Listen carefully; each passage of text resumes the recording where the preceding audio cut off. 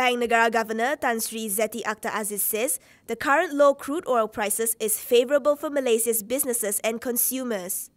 She said lower fuel prices will allow consumers to have more discretionary expenditure, thereby spur growth as consumption demand increases. Other than that, cheaper fuel will also ease inflationary pressure. It is to the benefit because consumers, when prices are of such an important item as petroleum and food, they will have more funds left for discretionary expenditure, and therefore increase in discretionary expenditure and consumption demand on other things will spur growth, and therefore we are able to remain on, the region will be able to remain on a sustainable growth path. Speaking at the ASEAN Business Club Corporate Networking Lunch, Zeti said should crude oil prices fall beyond the threshold level, the nation will suffer from contracting government revenue and development expenditure.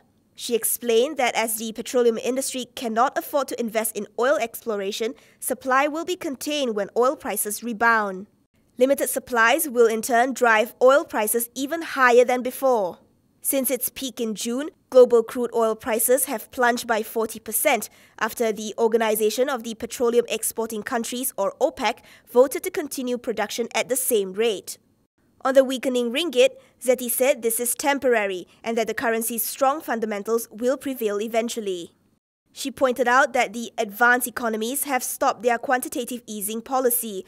Thus, the ringgit is experiencing depreciation because of the shift in global liquidity.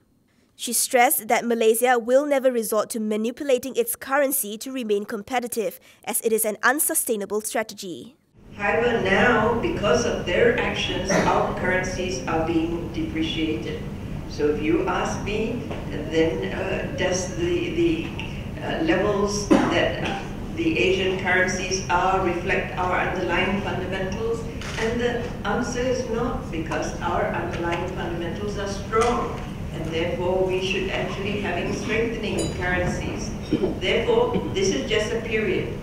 In the end, our assessment is that fundamentals will prevail.